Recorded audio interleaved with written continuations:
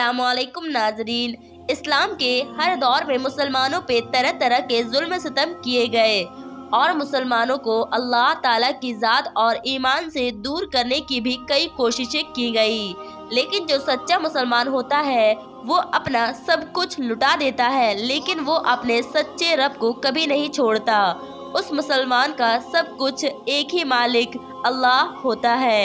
यही वजह है कि अल्लाह तबारक व ताला अपने बंदों से 70 माओं से भी ज़्यादा प्यार करते हैं। ऐसे ही आपको हम एक वाक़या बताने वाले हैं कि किस तरह एक खातून ने अपना सब कुछ अपने रब पर कुर्बान कर दिया। ये वाक़या फ़िरौन की बीवी का है। आज के इस वीडियो में हम आपको बताएंगे दुनिया के सबसे बड़े जालिम इंसान जो खुद को खुदा मानता था और वो खुदाई का दावा करता था।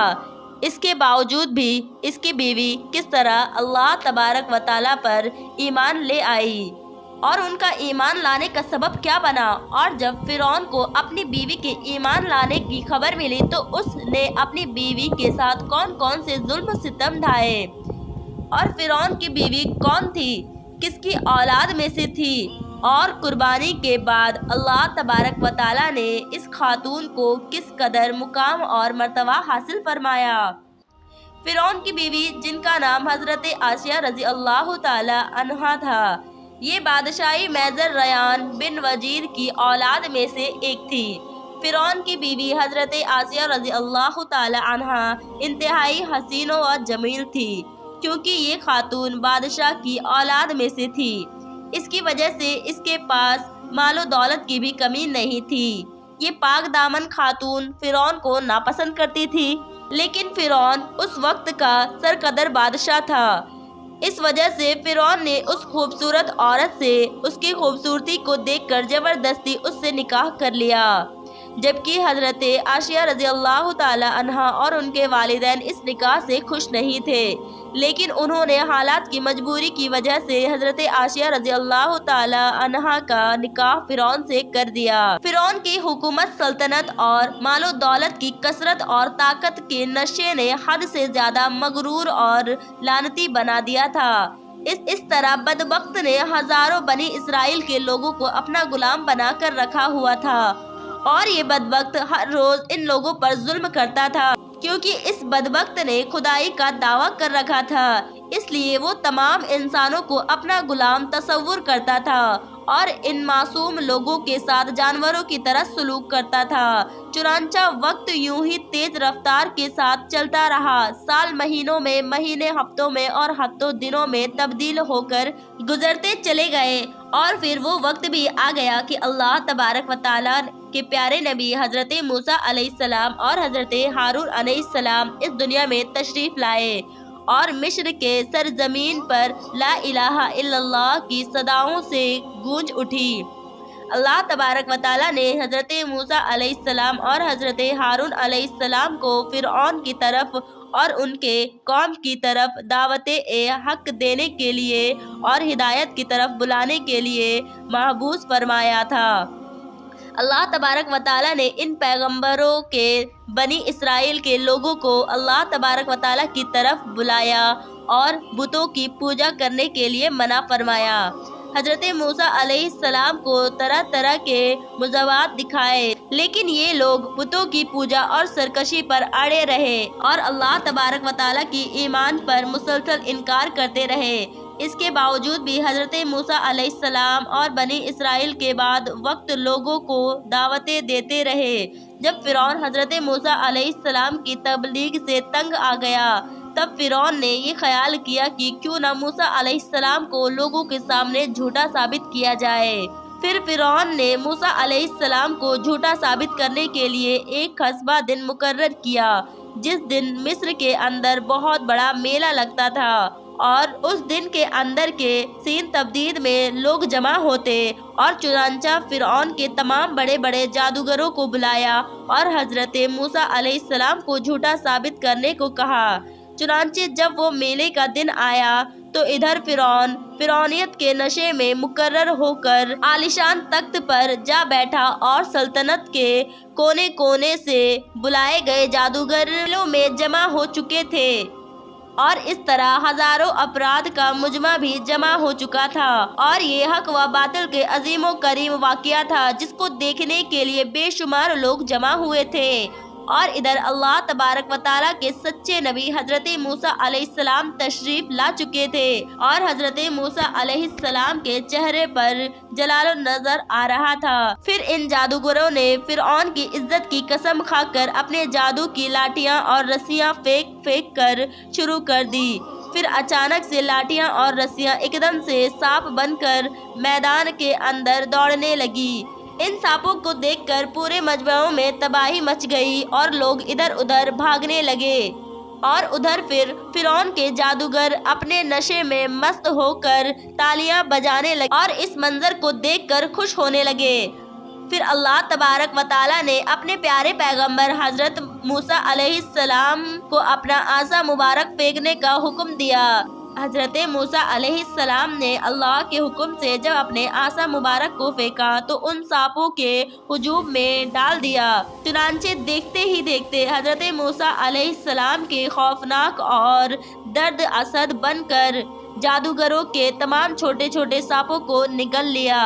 یہ معجزہ دیکھ کر جادوگروں کے دلوں میں ایمان کا نور چمک اٹھا، اور تمام جادوگر اللہ تبارک و تعالیٰ کی بارگاہ میں سجدے میں گر گئے، اور تمام جادوگروں نے اللہ تبارک و تعالیٰ کی وحدانیت کی تصدیق کی، اللہ تبارک و تعالیٰ کی سچی ذات پر ایمان لے آئے۔ چنانچہ جب حضرت موسیٰ علیہ السلام کی اس عظیم شان معجزہ جادوگروں کے ایمان لانے کی آسیہ رضی اللہ تعالیٰ عنہا کو پہنچی تو اس وقت حضرت آسیہ رضی اللہ تعالیٰ عنہا کے دل میں بھی نور چمک اٹھا، اور اس طرح حضرت آسیہ رضی اللہ تعالیٰ عنہا نے بھی اللہ تبارک و تعالیٰ پر ایمان لے آئی۔ لیکن ان کا ایمان لانا اتنا آسان نہ تھا، کیونکہ وہ ایک ظالم اور خدائی کا دعوے دار بدبخت فرعون کی بیوی تھی۔ حضرت آسیہ رضی اللہ تعالیٰ عنہا کے دل میں بھی ڈر تھا، اگر فرعون کو میرے ایمان کی بات پتہ چل گئی تو وہ ظالم بادشاہ مجھ پر بھی ظلم و ستم ڈھائے گا اور اپنے ظلم کی حد پار کر دے گا۔ لیکن اس کے باوجود بھی حضرت آسیہ رضی اللہ تعالیٰ عنہا نے اپنا سب کچھ اللہ تبارک و تعالیٰ کی ذات پر چھوڑ دیا اور اللہ تبارک و تعالیٰ کی وحدانیت پر ایمان لے آئی۔ حضرت آسیہ رضی اللہ تعالیٰ عنہ اپنے ایمان پر کسی کو بھی ظاہر نہ کیا۔ کچھ دن ایسے یوں ہی گزرتے رہے، پھر ایک دن ایک عجیب و غریب واقعہ سامنے آیا۔ اس واقعے کے بعد حضرت آسیہ رضی اللہ تعالیٰ عنہا کے دل میں فرعون کے لیے مسجد آگ بھڑک گئی۔ وہ خطرناک واقعہ کچھ یوں پیش آیا کہ فرعون کی بیٹی کی ایک خادمہ تھی جو فرعون کی بیٹی کے سر پر کنگھا کیا کرتی تھی۔ ایک دن اس خادمہ کے ہاتھ سے کنگھی گر گئی تو اس خادمہ نے بسم اللہ پڑھا اور اس کو اٹھا لیا۔ اس وقت فرعون کی بیٹی نے اس کلمات کو سن لیا اور پھر فرعون کے پاس جا کر اس خادمہ کی شکایت کر دی۔ وہ خادمہ اپنے علاوہ کسی اور کو خدا مانتی ہے، آپ کے علاوہ کسی اور کی عبادت کرتی ہے۔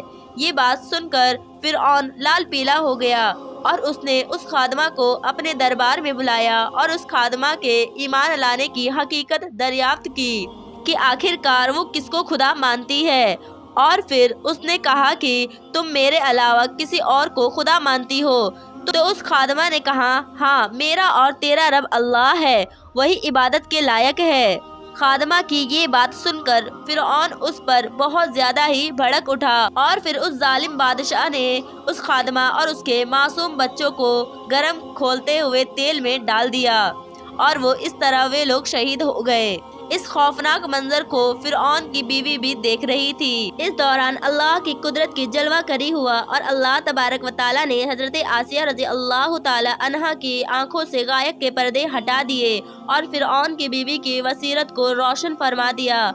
اور فرعون کی بیوی نے یہ منظر بھی دیکھا کہ فرشتے ان خادمہ کی روح کو لے کر آسمان میں جا رہے ہیں، اور اس طرح فرشتوں کو دیکھنے کے بعد فرعون کی بیوی حضرت آسیہ کا ایمان بہت زیادہ ہی مضبوط ہو گیا اور حضرت موسیٰ علیہ السلام کی صداقت بھی واضح ہو گئی۔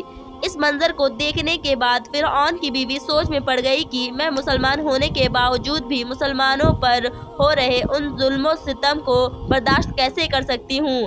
فرعون کی بیوی ان خیالات میں گم تھی کہ فرعون اپنی بیوی کے پاس آیا اور اس مظلوم عورت پر کیے گئے ظلم و ستم کی داستان کو بیان کرنے لگا۔ اس وقت فرعون کی بیوی نے اپنے دل ہی دل میں فرعون کے خلاف بغاوت کرنے کا ارادہ کر دیا تھا۔ جب فرعون نے اس مظلوم عورت کو شہید کرنے کی خبر دی تو حضرت عائشہ رضی اللہ تعالی عنہا نے فرعون سے کہا، اللہ تجھے خراب کرے، اس شاہ نے تجھے اللہ تبارک و تعالیٰ کے مقابلے میں اتنا بے باک کر دیا ہے۔ یہ بات سن کر فرعون بھڑک اٹھا اور اپنی بیوی سے کہنے لگا کہ تجھے بھی اس جنون نے لیا ہے جس جنون کے اندر وہ خادمہ متولل تھی۔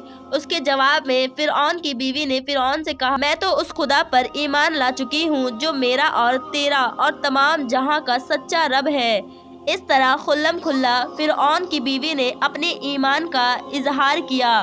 فرعون اپنی بیوی کی یہ بات سن کر حیران و پریشان رہ گیا۔ شروع میں فرعون بنا کسی ظلم و ستم کے اپنی بیوی کو سمجھانے کی کوشش کرنے لگا۔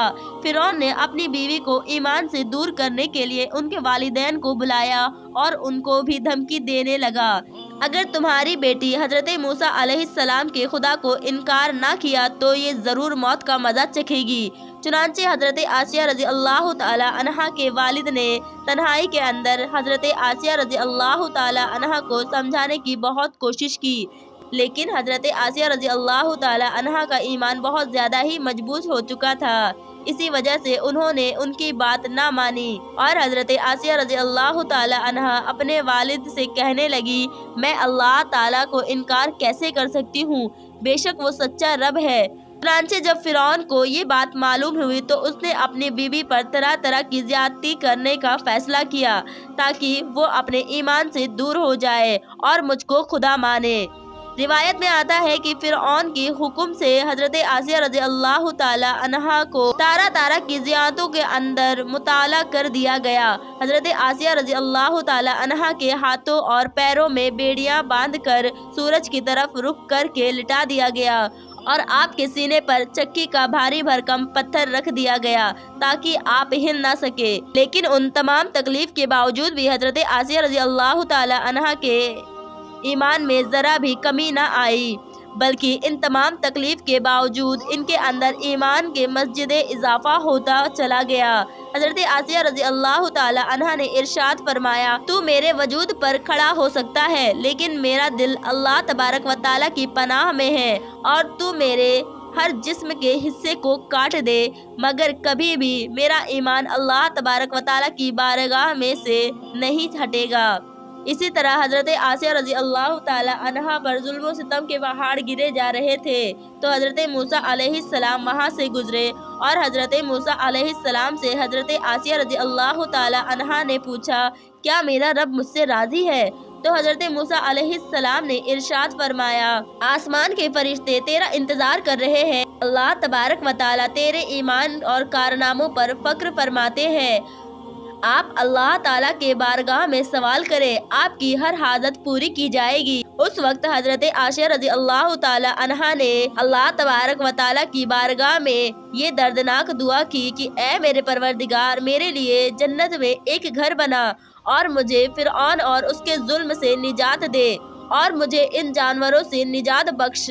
اور ادھر فرعون نے حضرت آسیہ رضی اللہ تعالی عنہا کو ایمان سے دور کرنے کے لیے تمام کوشش کی اور کوششوں کے اندر ناکامی کا سامنا کرنا پڑا تو اس وقت فرعون نے حضرت آسیہ رضی اللہ تعالی عنہا کو شہید کرنے کا فیصلہ کر لیا، اور آخری دور فرعون نے اپنی قارنوں سے کہا کہ ایک بڑی چٹان لے کر آؤ، اور اگر یہ چٹان دیکھ کر بھی اس کا ایمان قائم رہا تو یہ چٹان اس پر گرا دینا، لیکن اگر اس کا ایمان پھر گیا تو پھر یہ چٹان مت گرانا، اس کا مطلب وہ میری بیوی ہے۔ خوفناک منظر میں جہاں ایک طرف زندگی اور دوسری طرف موت کھڑی تھی، اس وقت حضرت آسیہ رضی اللہ تعالی عنہا نے آسمان کی طرف نگاہ اٹھا کر دیکھا تو جنت کے اندر اپنا سفید موتیوں والا محل نظر آیا۔ اسی حالت میں آپ کی روح پر بات کر جاتی ہے۔ اس کے بعد آپ حضرت आशिया रजी अल्लाह ताला अन्हा के जिस्म पर वो चट्टान गिरा दी जाती है। वो चट्टान बदन पर कुछ ऐसे गिरती है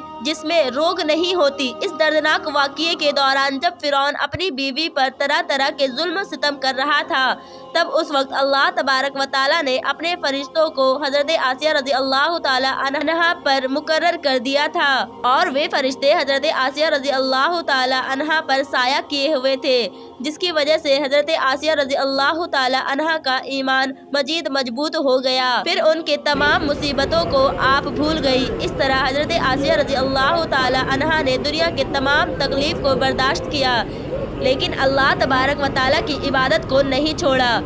इस तरह हजरत आसिया रजी अल्लाह ताला अन्हा मुकाम अता फरमाई, जो मुकाम आज तक किसी को भी नहीं मिला। हदीस में आता है कि हुजूर करीम सल्लल्लाहु ताला अलैहि वसल्लम का निकाह जन्नत में हजरत मरियम रजी अल्लाह ताला अन्हा और हजरत आसिया रजी अल्लाह ताला अन्हा यानी कि फिरऔन की बीवी से होगा। हजरत आशिया रजी अल्लाह ताला अन्हा जब जन्नत में जाएंगी तो अल्लाह तबारक व ताला उनको ये नेमत अता फरमाएंगे कि वो जन्नत में हुजूर पाक सल्लल्लाहु ताला अलैहि वसल्लम की मोहतरमा होगी।